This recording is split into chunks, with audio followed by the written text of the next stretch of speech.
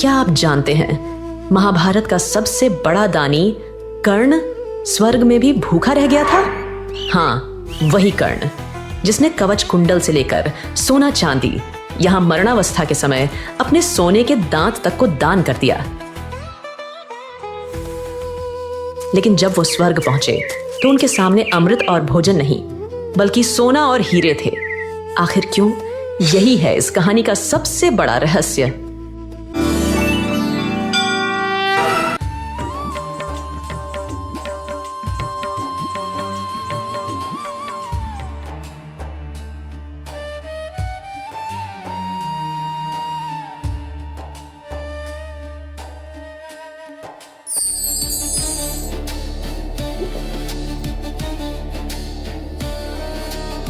ये कैसा न्याय है?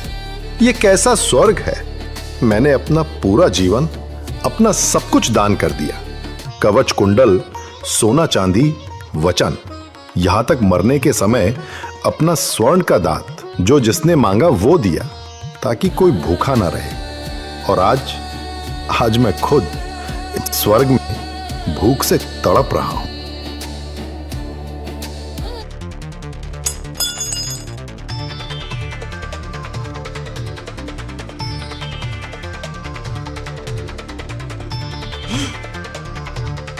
अंगराज कर्ण, आपकी आत्मा यहां अशांत क्यों है? देवराज, मुझे न्याय चाहिए, मुझे उत्तर चाहिए। ये मेरे साथ कैसा परिहास हो रहा है? मेरे स्पर्श से हर भोजन स्वर्ण में क्यों बदल रहा है? क्या मेरे दान और धर्म का यही फल है? यही इस लोक का न्याय है कि मैं देवलोक में भी अन्न के एक दाने के लिए तरसूं? कर्म का विधान बहुत गहरा है। इसका उत्तर मैं नहीं, यमराज देंगे। सभा में कानाफूसी शुरू हो जाती है।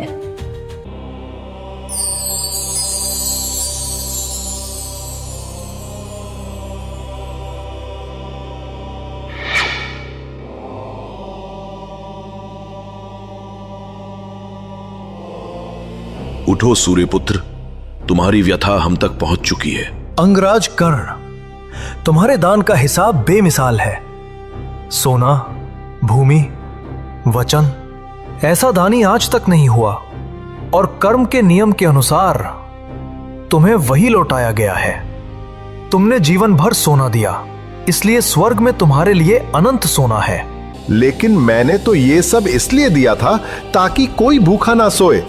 मैंने अन्न का ही तो प्रबंध किया। साधन दिए थे पर अन्न नहीं। हे अंगराज कर्ण, आपने स्वयं कभी अन्न का दान नहीं किया। असत्य, मेरे द्वार से कोई भूखा नहीं लौटा।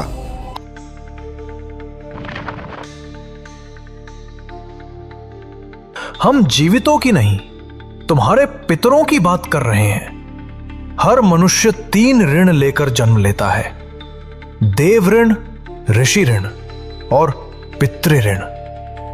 पहले 2 तुमने चुका दिए, लेकिन तीसरा ऋण खाली है अंगराज। अपने पितरों को तुमने कभी अन्न और जल अर्पित नहीं किया, एक बार भी श्राद्ध नहीं किया। ये शब्द वज्र की तरह कर्ण पर गिरते हैं। पितृ श्राद्ध? लेकिन मैं कैसे करता? मैं तो सूत पुत्र बनकर जिया। मेरे माता पिता तो राधा और अधिरथ थे। मुझे तो मेरे वास्तविक वंश का ज्ञान ही मृत्यु से कुछ क्षण पहले हुआ। मुझे पता ही नहीं था कि मेरे पितर कौन हैं। मैं किसका तर्पण करता?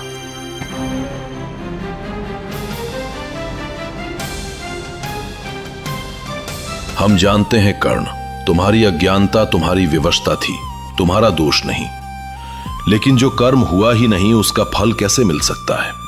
तुम्हारे पितर आज भी पितृलोक में तुमसे मिले अन्न और जल की प्रतीक्षा कर रहे हैं। जब तक वो तृप्त नहीं होंगे तुम्हें भी अन्न से तृप्ति नहीं मिल सकती। हे धर्मराज, हे देवराज, तो क्या इसका कोई उपाय नहीं? मैं अपनी भूल को सुधारने का एक अवसर मांग रहा हूं, बस एक अवसर। ये अनुरोध असाधारण है धर्मराज। किसी आत्मा को कर्म फल भोगने के बाद वापस भूलोक पर भेजना विधान के विरुद्ध है। विधान मनुष्यों के लिए है इंद्र। और कर्ण की परिस्थिति भी असाधारण है। यदि उसकी एक भूल सुधरने से एक नई परंपरा का जन्म हो, जो आने वाली पीढ़ियों को उनके कर्तव्य का बोध कराए, तो विधान को एक बार के लिए मोड़ा जा सकता है। उठो दानवीर कर्ण, तुम्हारा पश्चाताप स्वीकार किया जाता है। हम तुम्हें भूलोक पर वापस जाने की अनुमति देते हैं, लेकिन केवल 15 दिनों के लिए। जाओ और अपने सभी पितरों को तृप्त करो, अपने पितृ ऋण से मुक्त हो जाओ। इतिहास में पहली और आखिरी बार एक आत्मा स्वर्ग से लौटकर अपनी अधूरी जिम्मेदारी पूरी करने के लिए पृथ्वी पर आई। ये 15 दिन कर्ण के जीवन की सबसे बड़ी परीक्षा थे।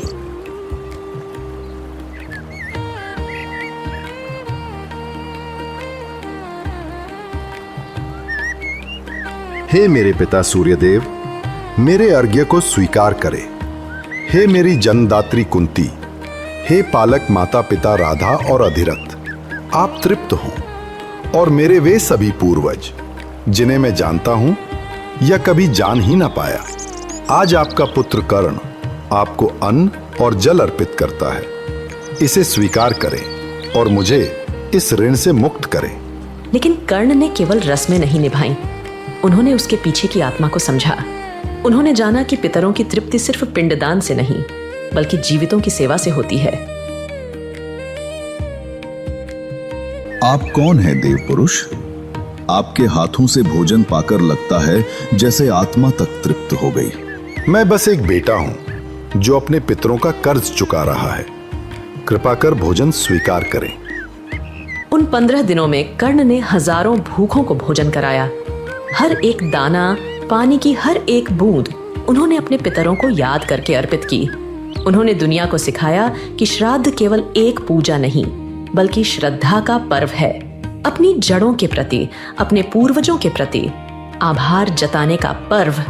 15 दिन पूरे हुए, कर्ण का प्रायश्चित पूरा हुआ। लेकिन असली परीक्षा अब थी। क्या इस बार उनका अन्न सचमुच अन्न रहेगा या फिर से सोने में बदल जाएगा?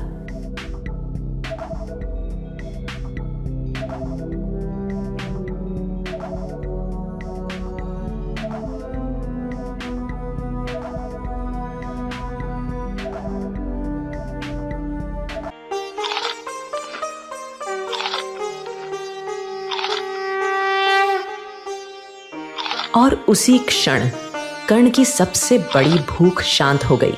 ये भूख अन्न की नहीं, बल्कि कर्तव्य की थी। अब आपको आपका वास्तविक अधिकार मिला है दानवीर कर्ण। नहीं देवराज, आज मुझे अधिकार नहीं, कर्तव्य का फल मिला है। मैं समझ गया हूं, सोने चांदी से स्वर्ग खरीदा जा सकता है, लेकिन आत्मा की सच्ची तृप्ति पितरों के आशीर्वाद से ही मिलती है। कर्ण को दिया गया वो 15 दिनों का समय इतिहास में हमेशा के लिए अमर हो गया। वही 15 दिन आज पितृपक्ष कहलाते हैं। ये हमें हर साल याद दिलाते हैं कि हम जो कुछ भी हैं अपने पूर्वजों की वजह से हैं। ये हमें दानवीर कर्ण की उस महान भूल की याद दिलाते हैं, जिसके सुधार ने हमें सबसे बड़ा धर्म सिखाया। पिछले विजेताओं का अभिनंदन करते हुए ये है आज का सवाल। स्वर्ग में कर्ण को भोजन की जगह सोना क्यों मिल रहा था? ए, इंद्र के श्राप से। बी, सोने के दान के बदले सोना मिला। सी, देवताओं की परीक्षा से। डी, यमराज की भूल से। आपका सही जवाब क्या है? अभी कमेंट में लिखिए। दोस्तों, हमारे चैनल पर जब आप सिर्फ 29 रुपए महीने देते हैं, तो आप अपनी आंखों से देखते हैं कि आपका सहयोग सीधे हिंदू धर्म की प्यारी कहानियां बनाने में लग रहा है। ज्वाइन करें और धर्म प्रचार में अपना सीधा योगदान दें।